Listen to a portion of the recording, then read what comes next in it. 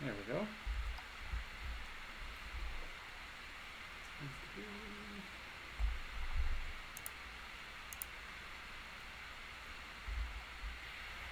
There we go.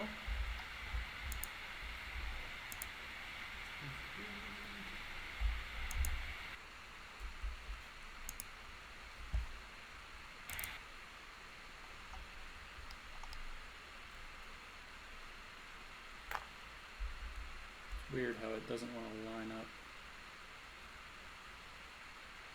There we go. Maybe that's better. Let's take a look and see. Yeah. That's actually in frame. So I'm actually just talking to myself. This is for my own personal records and edification.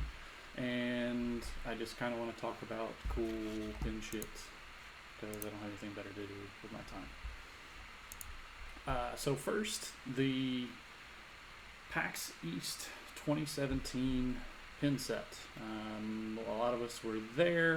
A whole lot of other people who are new to pins were there, and it was an overall good time. Something that has become a staple of every PAX now is the yearly limited edition run pins that are available at the Merch Light booth, and each year they change the design. This year we've got this cool kind of throwback to the shields. It's really I feel like it's an apology for 2 years of just plain old X's. It's very shiny, as you can see when it gets a little art to it there. This one was from PAX East, and so it's got the red coloration. The deciduous tree, I guess, is supposed to be indicative of the Northeast, and kind of just, you know, oh, the trees, the foliage, and, you know, kind of the fall coloration, even though it took place in winter. I don't know. I still think it's a pretty good looking pin. It's better than the PAX South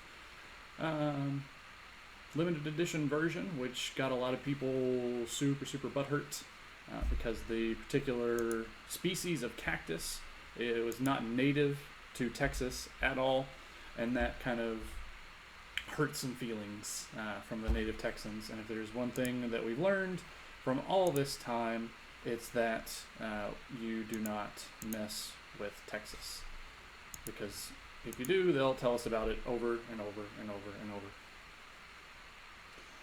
So now we've talked about our limited edition pin. We got one of those for waiting in line and getting up early. Of course, every PAX core set has with it the logo. That's our PAX East logo, nothing fancy. They will switch it up every now and then, not too much. For the inaugural show, they'll do like they did with the PAX South Sheriff's Badge and the PAX Aus continent of Australia shape to it. Hopefully with Unplugged we'll see something really cool coming from it. But for now, this is our current polygon style logo that we're working with. We'll see that at every PAX, so we'll just change the name and the year. So let's talk about this guy here. Kind of move me off to the side a little bit. So this fella right here is our PAX guidebook cover, and that's kind of the inspiration for the remaining pins from the pin set. So first off, let's check out this little fruit fucker here. People call him Fruit Friends, not Fruit Friends, Fruit Fucker. That's the official name, but every now and then you gotta try and play it PC. It's pretty cool looking. You can see from the picture, he's kind of being carried by this, by his antenna, by the Helicemper, who is always, green screen kills Kemper. That's good to know. So green screen just kills Kemper. So let's do this and see if I can make that Kemper not die. So there's our regular, just pretty little Kemper.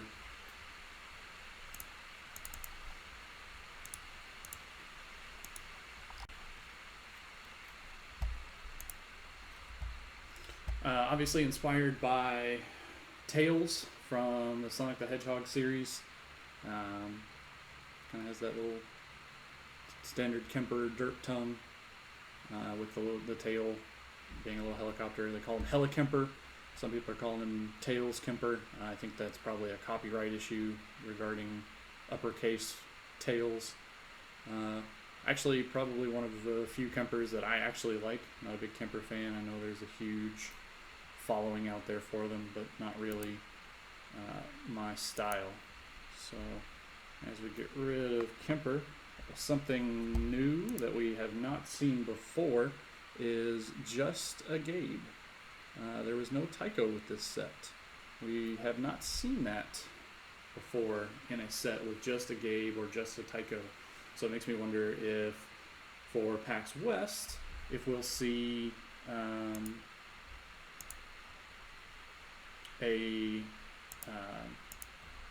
just a Tycho. Who knows? We'll just kind of see what the theme is going on here. But overall, I think that matches up really well with the guidebook. I like that it's actually referencing something. My favorite is when they actually reference some of the old comics, but it's cool to have a theme associated with the pin going on there. So let's get rid of that here. And now we'll start talking about some of our third-party pins.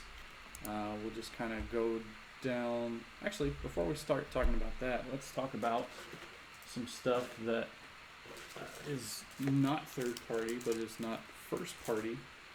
Enfu. Yep, green screen kills Enfu as well. Actually, no, it does all right. So you've got the gorilla, the panda, and the tiger. Enfu is just, one of the friends of Penny Arcade, who has previously done a set, also did the boss pins this year. I cannot show off the boss pins or the new staff pins because I gave all of mine away to someone who wasn't going to be able to go to West and desperately wanted those food pins, so I'll just have to pick up my own set at West. So there's our gorilla. And move down a little bit. We see our panda eating some bamboo with a little derp tongue as well. Kind of cute. And then we move over to the tiger. Rawr. A freaking adorable. Not super thrilled about the set, honestly. I can see the appeal to some people. If you're a big Enfu fan, I'm sure it's super cool. Just not really my thing. Let's talk about some more first-party pins that are actually Nintendo IP. We saw released at PAX East 2017. We also will see them eventually on the online store, but this is a Zelda set. There's a rupee. There's our It's Dangerous to Go Alone old man. And then here is our Octorok, I think they're called. Sounds right, Octorok. And then of course the one, the only Link 8-bit styly. The quality on the pins is good, but I mean there have been hundreds of random 8-bit pins that have come out. So it's cool that it overlaps my chosen hobbies, but we are really just seeing a reprint of some old Nintendo IP. So I hope that they can kind of move forward and get something original going on. Yeah, I know I'm losing the audience. I didn't really have a lot of high expectations for an audience. I assumed there'd be one person coming here with nothing better to do than ruin the chat, and a couple people humoring me by trying to be nice. So I appreciate it. So we've talked about that. Let's go back and start from the top with some of the third-party stuff. The Behemoth was there again. They're pretty much a staple of PAX. And we've got some Pit People, their most recently released game. Pit People pins. That's the Spydwar bad guy that we see in Pit People. Nothing too spectacular. It's pretty much what we expect from Behemoth. Neat pins from their games. If you like their games, if you've never played their games, I highly recommend going and checking one out. Is that a Colossus from that? I think it's called. They call it a Cyclops, but it obviously has two eyes. You can see them right there if you look at it. Two obvious eyes, even though they call it a Cyclops. So once we got that one out of the way, we got our third Behemoth pin. Right there, that one's actually pretty cool looking. That is our Back Off Barbarian. Again, more Pit People, great Pit People fun. They use their chonka machines the same way they have at other PAXs. There was one where they actually just sold the physical pin instead of using the tokens from it, but this is kind of a neat way. It promotes trading, sort of. It just kind of crowds around their booth and makes it a pain in the butt to get the pins you need, so you have to spend twice as much as you would to just get the pins. There will be no cleavage on this stream because I don't have any, so it kind of defeats the purpose. I'm sure there are a lot of folks out there that have it and would really enjoy showing it off for you if that is your thing. So let's start talking about some more third-party pins. We had, let's see, where are we here? Bill Amen from Foxtrot had a pin at PAX this year at his booth in Bandland. Not bad. It's obviously his art style. It's obviously Foxtrot. It is obviously the character Jason from Foxtrot. So, yeah. Sorry, I was talking into the floor is probably why you couldn't hear me. But thanks for the heads up. So that's our Jason from Foxtrot pin, rocking a D20, kind of showing the nerd. And if you look kind of below there, you see like two squares and a triangle. So that's probably more polyhedral dice set that we're looking at.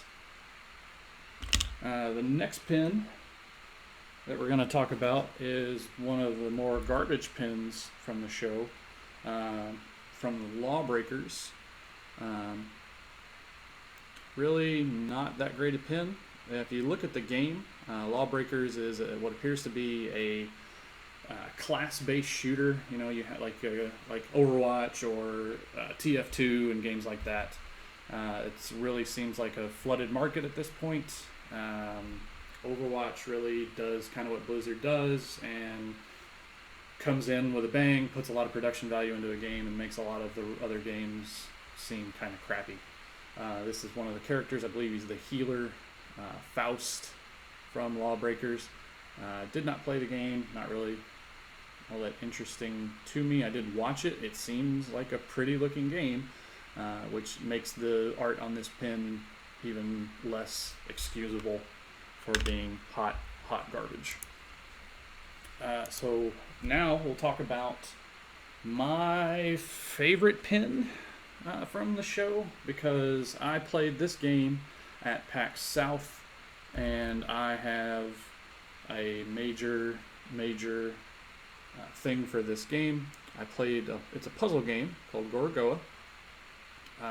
It's all hand-drawn art, and it's just ridiculously fun. I enjoy kind of the mental acrobatics that goes along with the game. It's telling a story. You're solving all these small puzzles that then translate into this larger meta puzzle.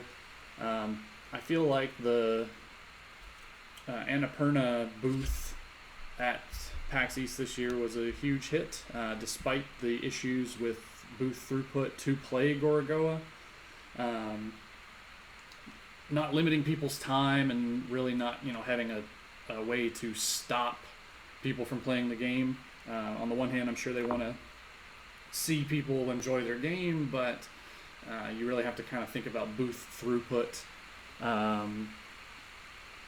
for a show like PAX. It's great that people get to enjoy your game, but when you're waiting 2 hours to play a puzzle game, that's kind of I don't know. They also had their Edith Finch pin in small supply there. Hacky makes a good point. It's not the puzzles aren't all logic. It's not all simple solutions that are easy to derive if you have just logical brain. So there's a creative side to it. Like there's color association, and you really have to extrapolate quite a bit. Like, oh, here's this light, and moths are drawn to light. Well, for some reason, I have to get this moth from this side of the picture to the other side of the picture, and that's going to cause this other thing to happen that's not, like Hacky said, a logical thought process, but still a fun game to me. I rather enjoy it, and I'm honestly not a big puzzle game fan. They also had the same demos they had for What Remains of Edith Finch at their booth. They had Donut County, a game. The one game they had that I didn't get to play, and then they had another game, The Artful Escape of Francis So and So, Vendetti, something with a V. That was basically a side-scrolling rock opera Simon Says game that was actually pretty fun. Let's see. Hacky says a lot of positioning, symbol association. It felt like I was trying to map out each panel and searching for hot spots or coming across panels I could separate. But yeah, there's not really the big thing is that there's the immersive art behind it, but it's almost like you get too immersed in the art because you're still trying to have this puzzle, but you're just looking at the art, and there's no way to logically say, oh, well, now I can separate these two panels. There's no kind of indicator that says that these panels can be separated. So next, let's talk about some stuff from Australia, our PAX Aus Roadshow. Here we have our little echidna holding what I'm calling a Super Nintendo controller. An echidna, for one of those native beasts to Australia. Their previous one was a koala. Random fun facts that I know: echidnas are monotremes, one of the only two species of egg-laying mammals. The most famous echidna, obviously, Knuckles, from the Sonic the Hedgehog series. Just kind of a cute little pin. You just walked up and bought it. You didn't really have to do anything for it. Yeah, just cute. So now we've paid our $15. We're moving along again to another purchase pin. This one I feel probably will do all right. We'll probably trade well for just a simple purchase pin. It's the Five Nights at Freddy's Nightmare Cupcake. I've never messed with Five Nights at Freddy's because, yeah, I like the disheveled curtain. It just kind of shows how lazy I am. I don't have a lot of production value or fucks to give. I would love to, just don't have the talent or ability.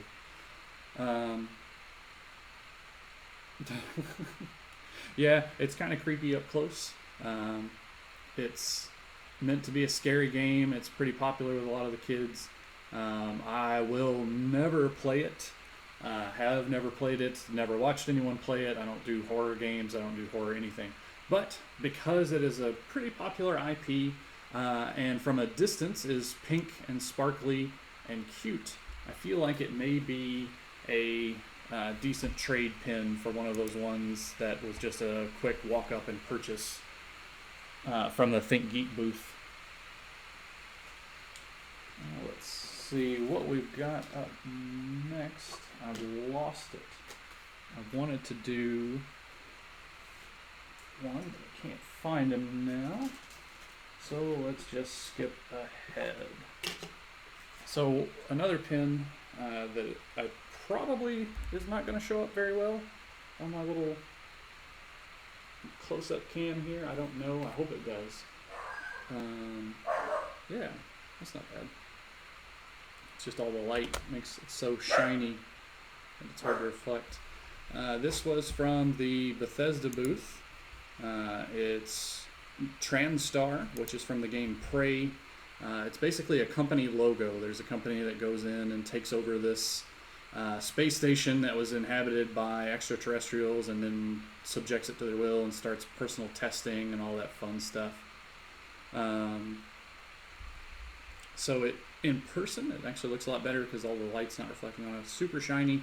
I'm anxious to see how it looks in a month or so and see if the gold shiny still holds up as well as I hope it does, or as well as it does now. That's pretty much the only big if. It seems like it would be very susceptible to scratches, kind of like Chris Stroud's Slipstar Prime pin that he had a couple years ago. Yeah, very pretty pin. It was, again, another purchase just from Bethesda. You just walked up, waited, actually had to wait in line for a little bit, dropped your cash on the table, and called it a day. While we are on the topic of Bethesda, we'll switch over to another Bethesda pin. Fallout, an ever popular IP. So these are the Nuka-Cola bottle caps that are, from what I understand, the currency in the game of Fallout. Like, this is how you can, or one of the forms of currency, I guess. I've never played Fallout, but again, we've had kind of hit and miss with Fallout pins. We had Vault Boy, which was huge because they didn't make very many and they sold out super fast. We had Vault Girl, which apparently is not actually in the game, so it's going to be much less popular, but was an attempt to try and incorporate everybody into, gender equality, I suppose would be the word. There we go. Yeah. So, again, if you're a Fallout fan, I'm sure this is hugely popular. If you're not a Fallout fan and you're just a pin collector, I feel like it's going to be another one that will hold trade value pretty well. It'll probably hold trade value along the lines of Dog Meat. Again, not Vault Boy, but better than Vault Girl overall. Let's see. There's one specific pin I want to talk about, and now I can't find it. It's really chaffing my butt. Oh well. So, we'll move on. We'll talk about the other Bethesda pin that was at the show. The other one from them. The worst one that they've had in a hot minute. This is pretty garbage looking.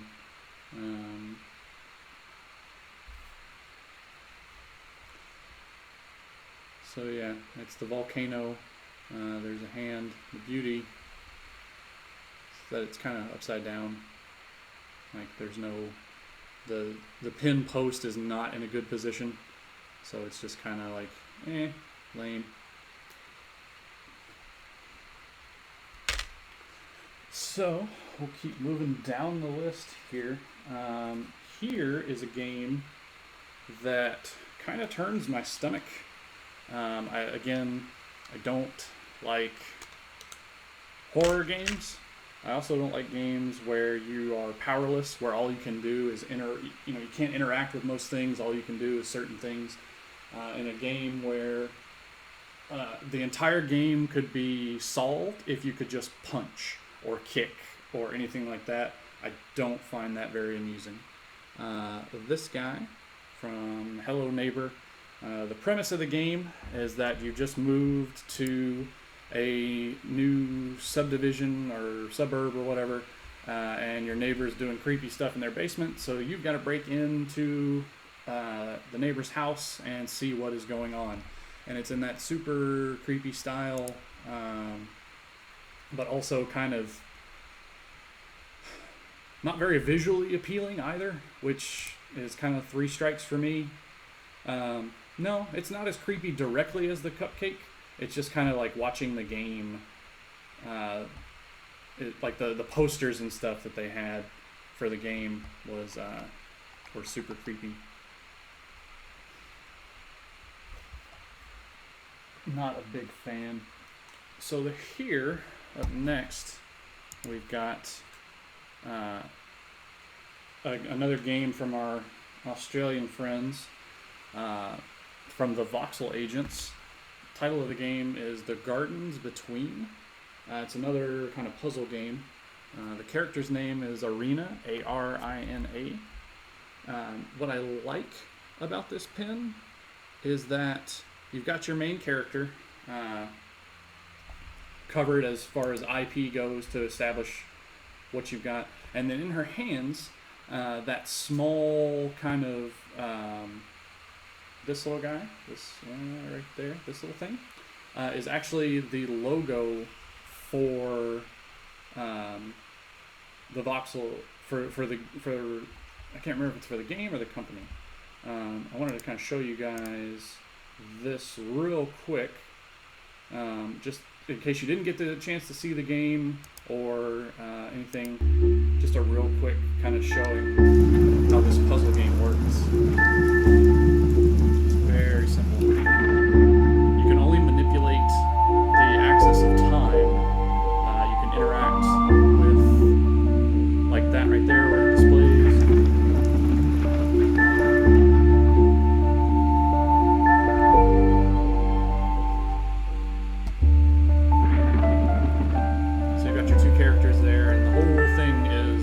Manipulating time. And that's kind of, they gave me their press kit.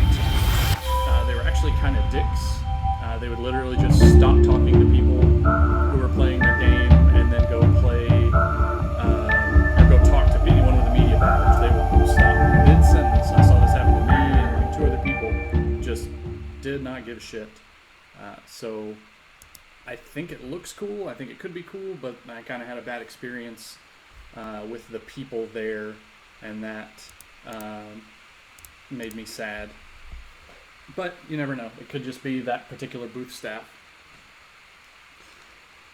So then, moving on to our next one. Hot garbage. Number 2. So, look at this pin for Gwent. If you've ever played The Witcher, I'm sure you know what Gwent is. Witcher is a pretty hugely popular game series. The colors are kind of off because of the green screen. Let me see if I can get you a better... still pretty... See? Even without it, still looks like garbage. So, just a quick comparison here of the pin itself to just the pin backer. Like, the pin backer is prettier than the pin itself.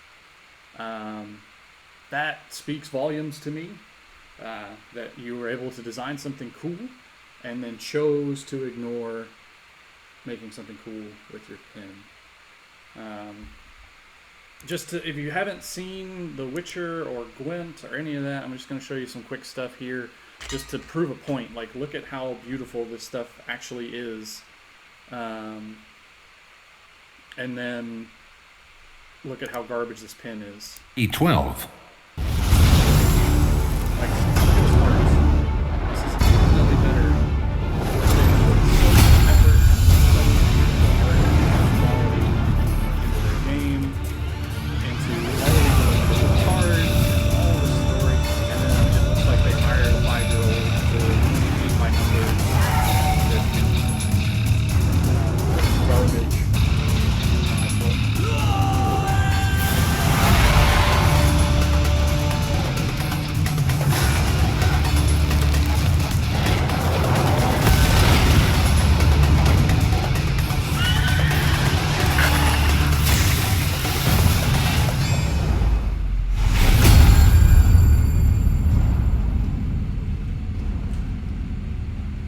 is that not ridiculous? Like, I feel that that's just uncalled for hot garbage pins. Yeah, I saw someone on eBay selling just the pin backer itself for like $5. Seems like we have that a lot. We'll have a pin like the Witcher Damn It Roach pin that will just blow us away and be super popular and turn out to be really expensive. And then they'll do the exact same thing next year and it will just be hot garbage. He's giving out Gwent beta codes in his channel, which you can just go and get for free. Okay, so now that we're done talking about that, there's a theme, apparently. Everybody wants to do a freaking card game. Everybody wants to do a digital card game. And so here is a pin from Direwolf called Eternal Jack. Direwolf Digital. Direwolf also does tabletop games. They do Clank and I believe Lanterns. This is one of the characters from their digital card game that is just kind of feeling like a super saturated market at this point. It doesn't really seem to stand out in any particular way above any other digital card games. Everybody wants to try and cash in on that fat Hearthstone and Duelist and all those other ones that are actually making money, and I just don't feel like it's going to be able to maintain in such a saturated marketplace. Now here's one that I know Hobbs is a big fan of, because this is what he does on his stream quite a bit. Aw, green screen. Why you hate me? Trivia Murder Party, Jackbox games. You could just buy the pin. You walk up, you pay $15. You could also play one of their games and actually win the pin.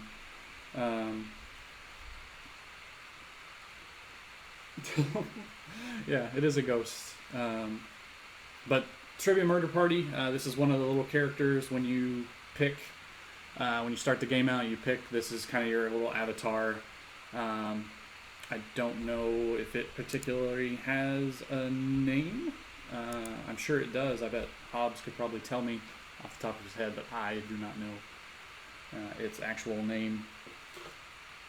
We're going to revisit Australia again with another Australian game that this one's actually going to be set up in VR. This one is done by Samurai Punk. The title of the game is American Dream, which seems very apropos for this little guy right here. Let's go back to our green screen here. Not great. So yeah, we've got our cool little dog and American flag. If it weren't meant to be super ironic, the game is super creepy. The whole point of the VR game is that you're an American and you have guns for hands. You can't do anything that a normal hand can do because all you have is guns. So if you watch the preview, it's people picking stuff up with guns, people shooting stuffed animals with guns, just really super kind of thumbing your nose at the super rednecky. Yeah, the dog does not like the green screen at all. It's probably because of the shades of yellow up there. So we get a little better look at it this way. Super cute pin, but not sure if it'll be very popular. The game seems interesting, but not super major on the priority list for me to check out. So back to the realm of tabletop, we have another game here that I bet will not work well with our green screen, so I'm just going to go ahead and disable it. Put this guy in here.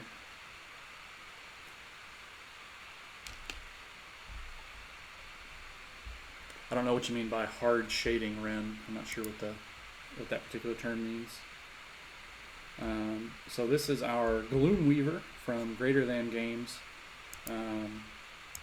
It's just one of the characters from Sentinels of the Multiverse.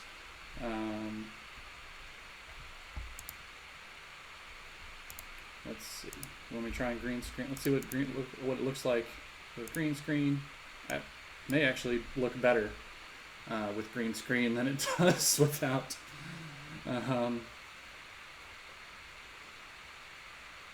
Yeah, it's actually it's a neat looking pin. I've never played Sentinels of the Multiverse, but I've had quite a few people tell me that it's something I need to check out. I'm not sure how iconic it is or representative of the game itself, but it's not a bad looking pin. We'll flip back and forth between green screen and regular. It's not bad, but it is kind of extremely reminiscent of the green flame fist that we saw at West this past year. So then we'll move on to the Table Titans booth, which a lot of folks are not all that big. Or, I'm sorry, Toonhound Studios is the official booth. I want to see how this is going to look. Probably not great with the green screen, but actually, I think it looks better with the green screen than it does regularly. It's just not a little too shiny.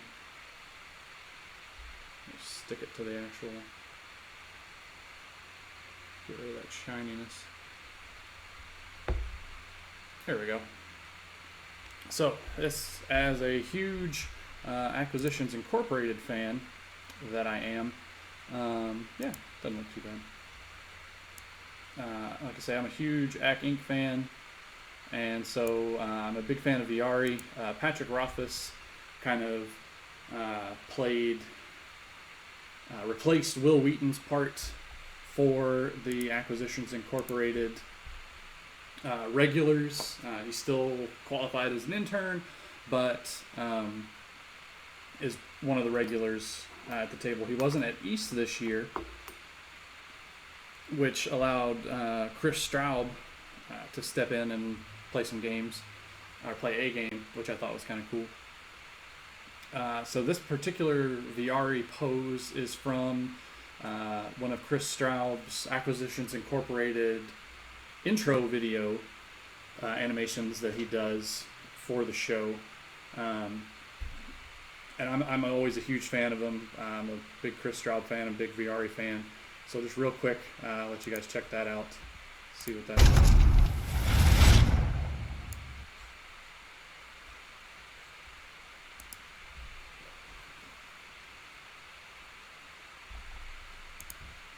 This podcast features adults using adult language. You have been warned. Following their victory in the dusky bowels of the Underdark, our heroes from Acquisitions Incorporated, Omen Drawn, Jim Darkmagic, and Binwin Bronzebottom want nothing more than a return to normalcy. Unfortunately, with no work coming in, they find themselves between dungeons at the moment. But one night, over an augural repast,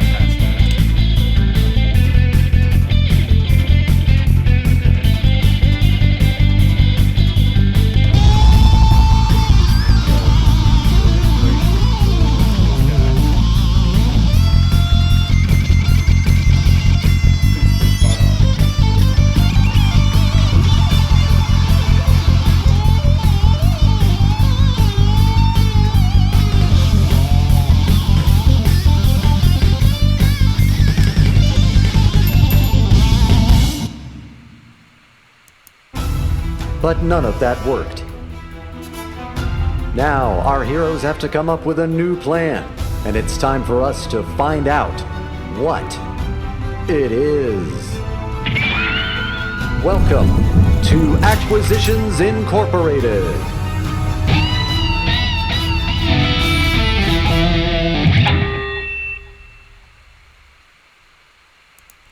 Okay, sorry, I didn't realize you couldn't hear me when the video was playing. Thanks for the heads up, so I stopped just mumbling.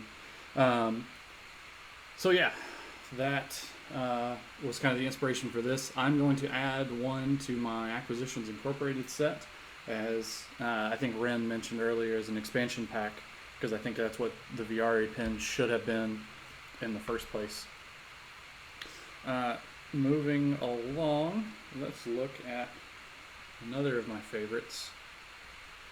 This guy, Transformers. I actually almost had this as a tattoo. Not this exact art, but something very similar. The green screen takes the purple and turns it blue, which is fine. Autobots, Decepticons, the game from Kabam, was it? Yeah, I think Transformers, Kabam. It was one of the few free pins you could actually go get, and the line was not too awful. The demo was pretty quick. You could play the game, get the pin, and then get a ticket to go try and fight the boss. If you were able to beat the boss, which was dramatically more difficult than the demo that you had played, if you're able to beat him in this character-based, Transformers character-based fighting game. It's one of those tap mobile fighting games. If you're able to beat him, you got to spin the prize wheel. One of the prizes on the wheel was a pin. There was also a shirt, a tote bag, and then one spot was like a tablet or something once a day that we'd actually spend a lot of money on. That was pretty cool. Overall, not bad. I will actually probably buy it because it seemed like a fun game. It looks like it's going to be the standard kind of free-to-play, hot garbage business model that we all look at these days, but I'll probably still buy it and play it.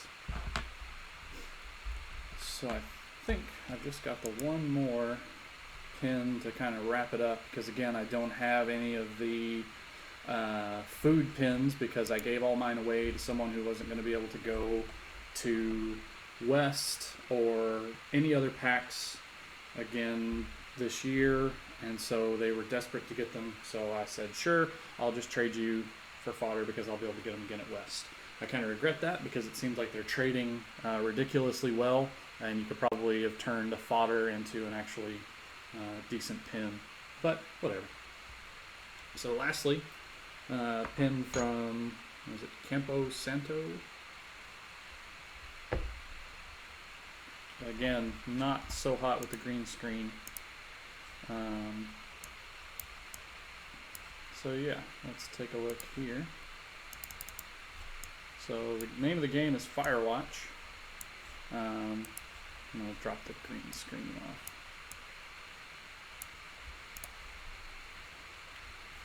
Campo, is that what it is? Campo Santo. This one's going to be, I feel, ridiculously popular. Just because the game seems very, very popular.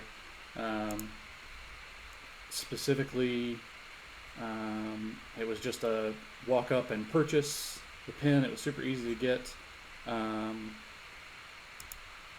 No effort required, no line, didn't have to wait for anything. But for a $15 pin, I feel like it will trade well, just because, I mean, the game actually looks really pretty, and they have all this cool art associated with it. And then this guy is significant. The way I understand it, he's kind of the Smokey the Bear character.